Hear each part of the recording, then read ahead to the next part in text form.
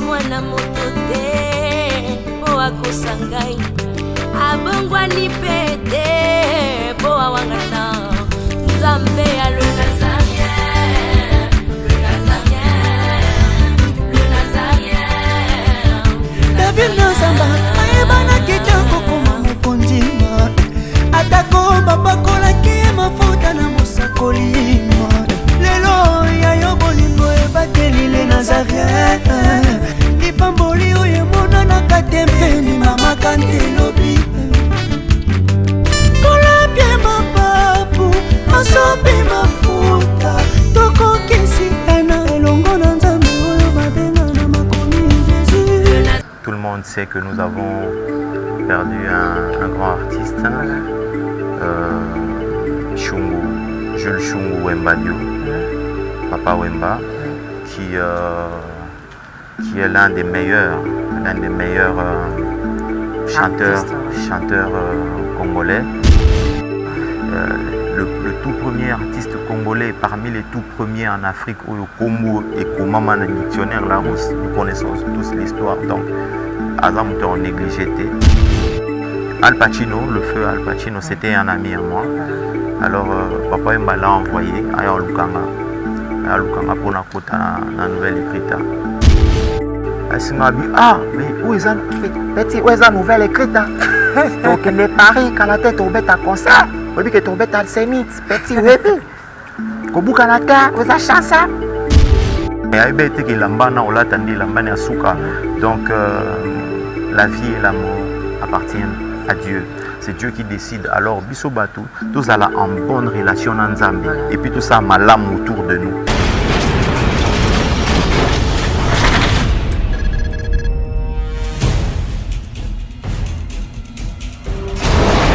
Pour vos annonces, vos prédications, vos clips, vos vidéos et autres, il n'y a qu'une seule adresse. N'hésitez pas à taper www.lesnazareth.com. En ces jours, nous sommes en pleine promotion. Extra matraquage. Olingi promotion ya produit na yo e bana monde entier. Olingi actualité, Olingi visibilité. Contactez les Nazareth, 100% chrétiens, toujours vos amis.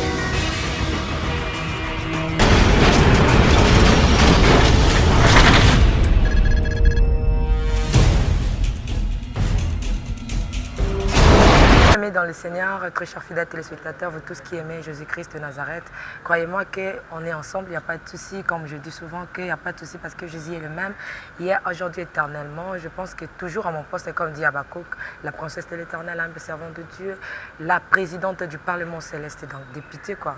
Ici, na Venise, parce que Bissonus Toyebi que RDC ils en Likambo, RDC Isolela, RDC toujours RDC dans cette année 2016 et puis Yambi Bino, je dis déjà bienvenue sur cette émission micro offert, ils ont Kawa Pitoyo kaka moi ba réaction, il y a Batou, il y a ba musicien, il y a ba Lekinzela tout ça et je pense que je vais tout d'abord entrer à la régie prendre un élément si possible et on se retrouve tout juste après.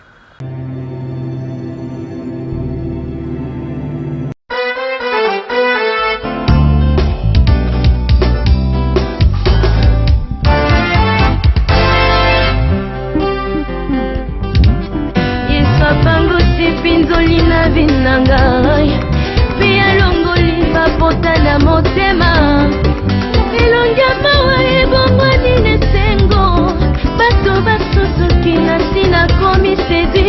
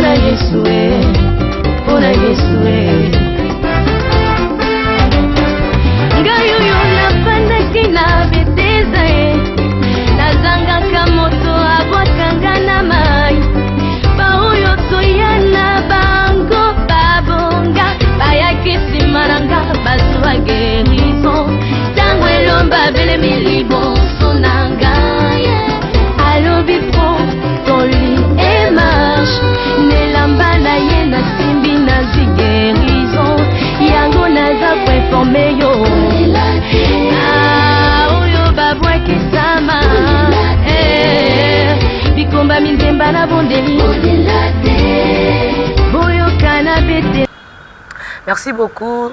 Encore une fois, dans ma condoléance, na ba Congolais nyonso boza libanda, na ba baza na kati parce que les cambo oezui tchako comme on dit, des questions peut s'écarter.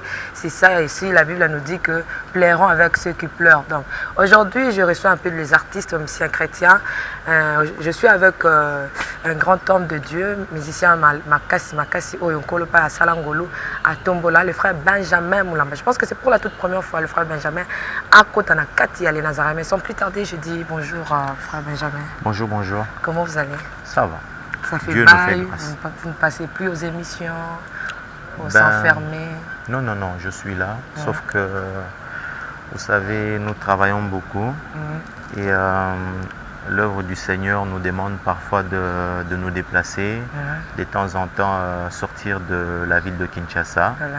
Et c'est ce qui parfois cause cette fameuse disparition. Mais je suis là. Merci, je pense que Zal Kamoto est à gauche, droite, donc il est tout droit. Frère Benjamin, je sais que la RDC a un problème ou bien la RDC est en train de pleurer. Oui, oui. Tout le monde sait que nous avons perdu un grand artiste. Voilà. Jules Chungu Wembadio, Papa Wemba, qui est l'un des meilleurs chanteurs congolais. Papa Wemba a porté longtemps le drapeau congolais à l'extérieur et il a fait l'honneur de ce pays à travers son art. Donc le Congo est en deuil. Personnellement, la personne du Papa Wemba, Isa Koebisa Oni. Ben, mutu nyonso na Congo azangi koyeba Papa Wemba te. Nous faisons la musique chrétienne, le gospel, nous chantons pour le Seigneur. Mais Papa Wemba te na ebité ceux qui na la planète nini. Nous avons grandi en écoutant Papa Wemba. Voilà. Voilà, c'est quelqu'un dont les œuvres ont traversé des générations. Banda musique Kala, Meti, Lelo, Kombone, Banda Tangama. Le tout premier artiste congolais, parmi les tout premiers en Afrique, au Kombo et Komama, le dictionnaire Larousse, nous connaissons tous l'histoire. Donc, Azam en négligé. Personnellement, j'ai eu à le rencontrer parce que moi j'ai grandi à Matongé. Voilà. Na fief na Iwana Molokai, c'est là que moi j'ai grandi. Alors, je l'ai rencontré plusieurs fois. Je me rappelle, Pierrot de Mokoton, Bassali, Nouvelle Écrita et tout ça. Al Pacino, le feu Al Pacino, c'était un ami à moi. Alors, Papa Wemba l'a envoyé à Lukanga pour na Nouvelle Écrita. Je suis allé voir Papa Wemba. Tofandinae. Voilà, on a besoin de yo, tu chantes bien, on a besoin de talent, bino, bois, jeune, bourreau, là, yango et tout et tout et tout. Non, papa, na sepela kokuta na yo po opesanga plus conseil par rapport à carrière nanga moko. Mais où est la nouvelle écrite? Donc on est Paris quand la tête au bête à concert. Oui que tu bête à Sénit, petit webi. Kobuka la terre, où est la chance? Je lui dis non papa, en tout cas, nga lingi opesanga ka conseil par rapport à expérience na yo. Na bandi non gérer carrière nanga. Et puis il m'a regardé et dit, tu sais vraiment ce que tu veux? On a dit, oui papa, je sais ce que je veux. Alors le seul conseil que je peux faire, c'est accroche-toi à tes rêves. Alors accroche-toi à tes rêves. C'est fort, hein? Voilà, c'est ce que j'ai toujours fait, je m'accroche à mes rêves.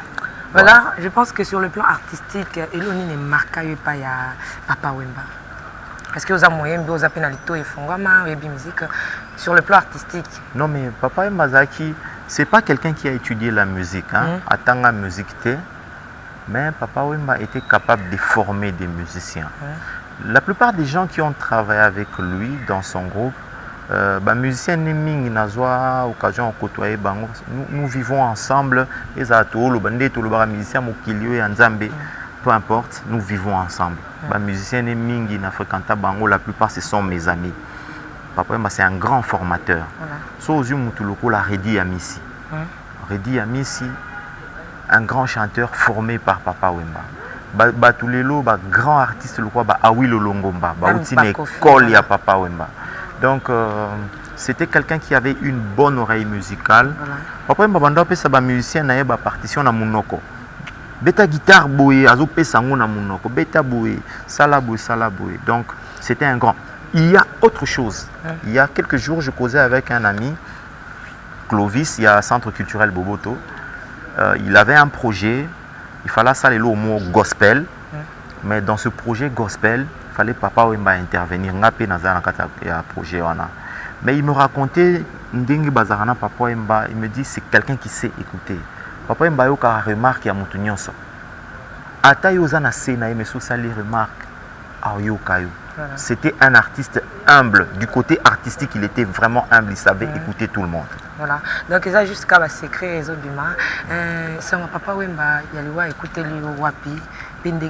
Réaction des Akinines. Parce que il y a des gens qui parlent de Papa Wemba, mais ils n'ont pas eu cette grâce-là, ou bien la chance, comme eux-mêmes disent. Il y a qu'au Vandanaï, mais il y a néanmoins aux gens qui attendent. Conseil ne amukia sangwani kuteke wapi pesa yake ndenge nazaki na ndaku na tongo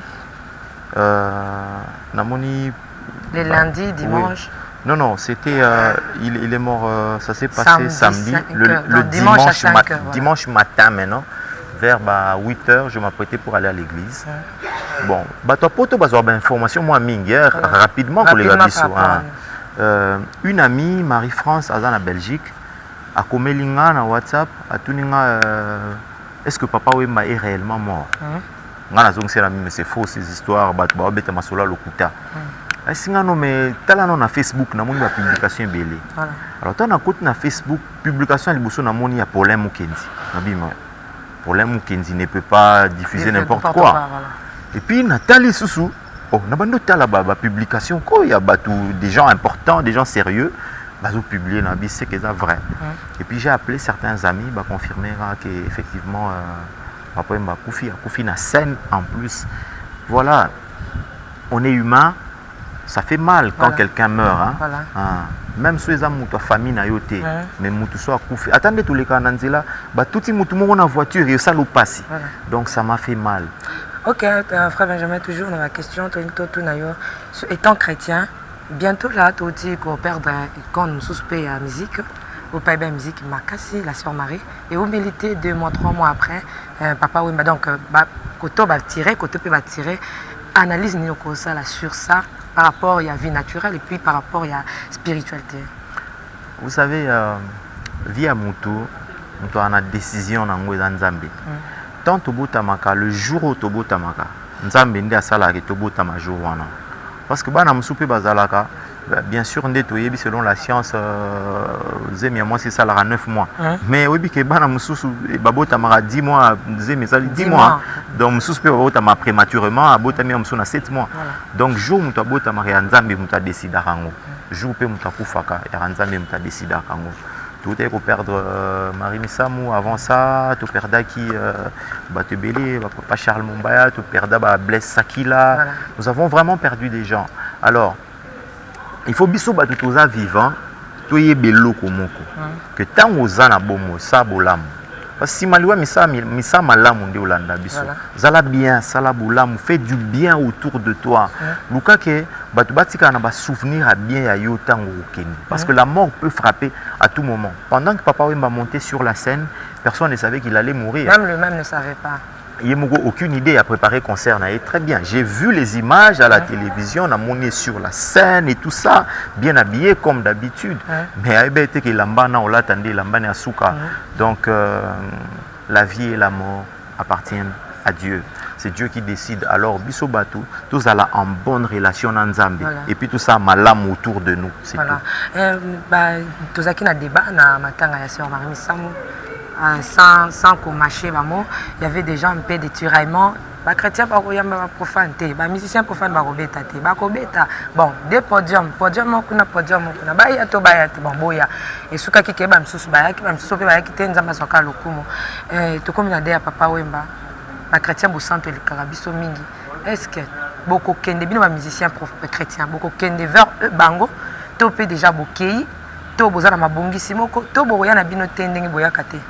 Bon, moi je pense que l'organisation est alliée, ce n'est pas aux individus de décider. Et Zangate Benjamin a décidé, l'organisation ezali Umiko ezali Union des musiciens congolais ezali wana ba papa na biso ba papa Verkis bazali wana et tout ça côté na biso pe ba musiciens chrétiens toza na AMCC papa Patrice Azawana.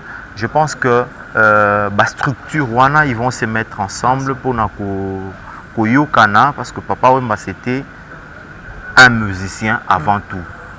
Union des musiciens congolais eza union ya ba musiciens. AMCCP eza union ya ba musiciens chrétiens mais eza ya ba musiciens.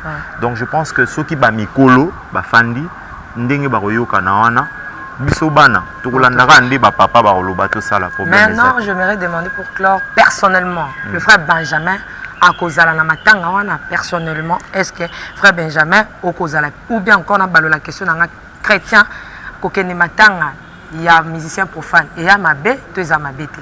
Tu eza mabe te pona ni eza mabe te. Bien aimé, la Bible dit pleurer avec ceux qui pleurent. Hein? Bible m'telobe on a été. Bible veut quand même que laisser les morts enterrer leurs morts. Ouais, justement ça c'est autre chose. Ça c'est autre chose. Tokoti wana te toke débat moulaye. Na lobi Bible lobi hein, pleurer avec ceux qui pleurent.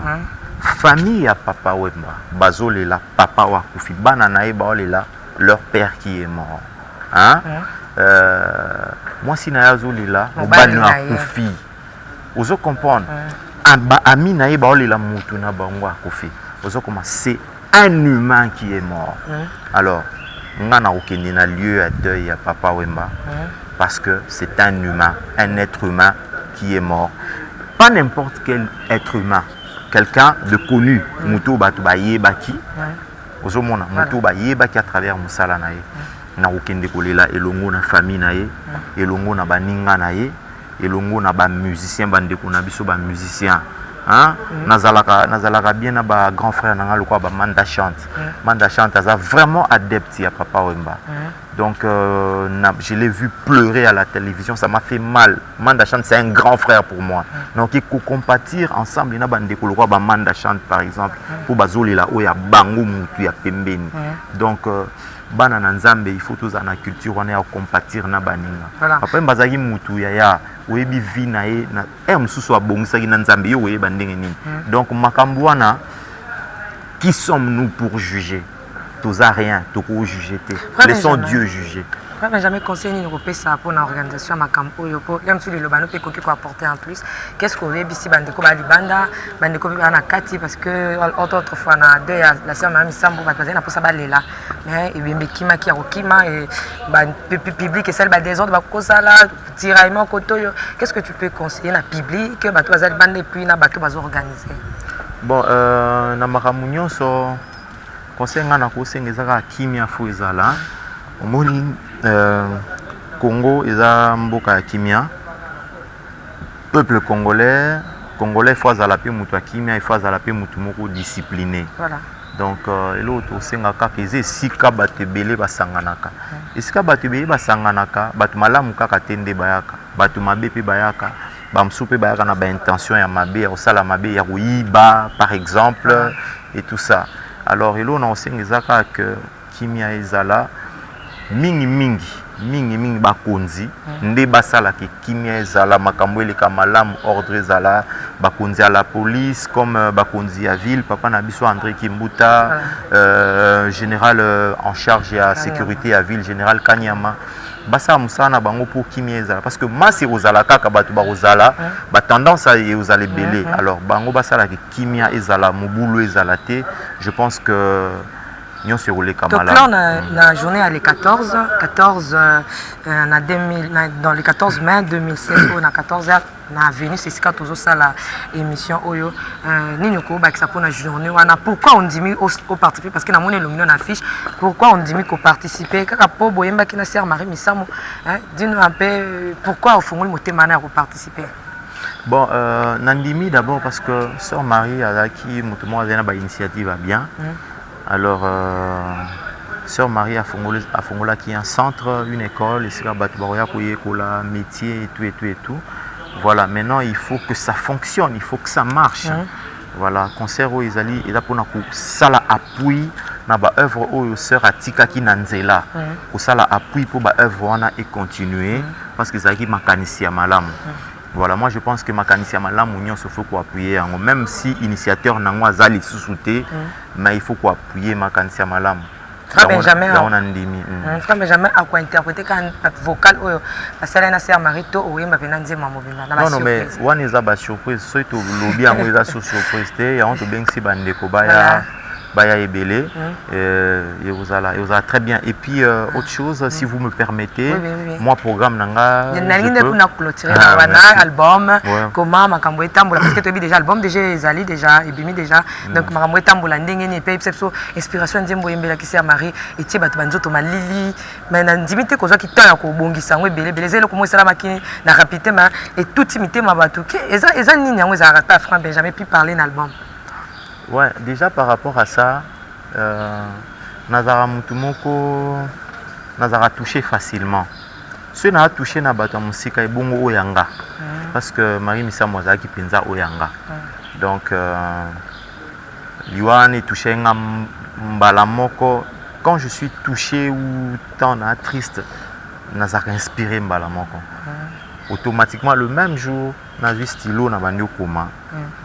Na bengi ndeko moko asungi biso na studio le même jour tu as enregistré le même jour tout ça les clips donc ils avaient que le mot qui spontanément parce qu'il était dans mon thème il était vraiment dans mon thème et programme album na yo programme nanga ezali le samedi 4 juin samedi 4 juin nazana concert mo munene et aux ala na centre culturel Boboto, na collège Boboto, na salle ya spectacle ya collège Boboto wana.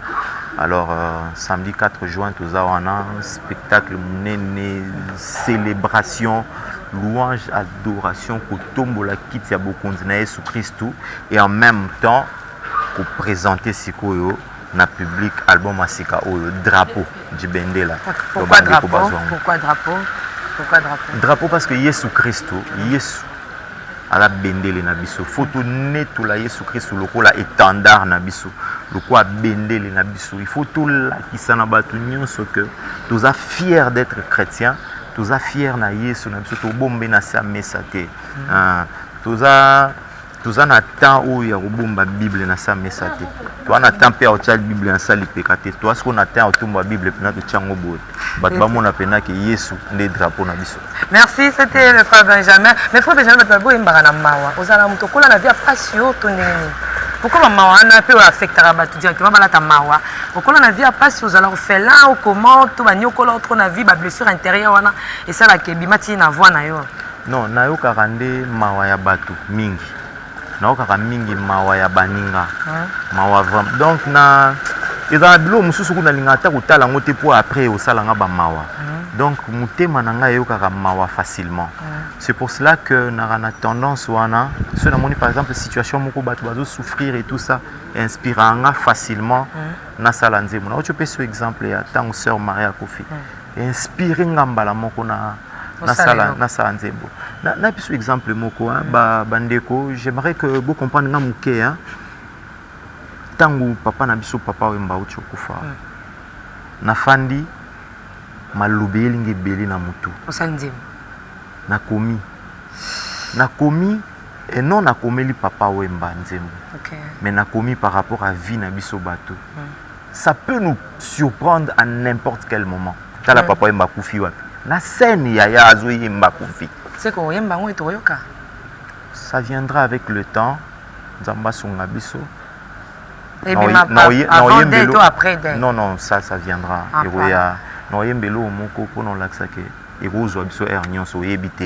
Le temps appartient à Dieu. Voilà. Les circonstances appartiennent à Dieu. Voilà. Nzambe kaka, fin. Na tosuki si na moi elo comme que ya tibendele donc drapeau voilà. Nzete kutu ebimisi mbuma kasi ezana molongani te pene. Mwana nilaka na banga nini ata bato banso bakini ngai ata naza ekomba Zambe apesanga tolo ya pamba te po ayebisuka bana komelisa. Moi j'ai de l'espoir, oh j'ai de l'espérance tant que je vivrai Merci beaucoup. Votre numéro pour la bateau balingi ba benga lisusu ba yokayo ba pesa ba conseil numéro na yo puis mot de la fin rapidement. Voilà, bandeko nyonso bana besoin de contacter ngai ba ko benga nga moko directement na petit plus 243 81 032 63 55. Donc 81 032 63 55 bakozwanga tukosolola. Et puis na ebisi bandeko bobo sanate tozana événement mibale tozana le 14 samedi 14 mai il y a sœur Marie donc voilà. Samedi 14 mai na hôtel Vénus na salle hôtel Vénus à partir de 15h na salle au Capi il y a hôtel Vénus samedi 14 mai toya kumisa nzambe na bandeko ebele na nga moko te ba surprise toyemba banzembo sœur Marie Missam. Et puis deuxième rendez-vous ezali samedi 4 juin na salle ya collège Boboto na centre culturel Boboto wana sikoyo frère Benjamin Moulamba na groupe nanga mobimba.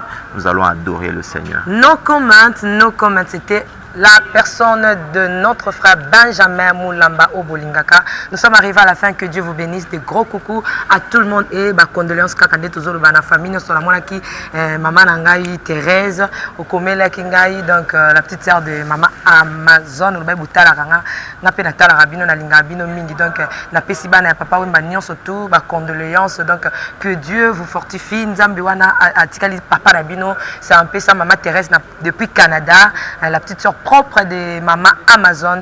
Je vous aime tous. Ciao, ciao.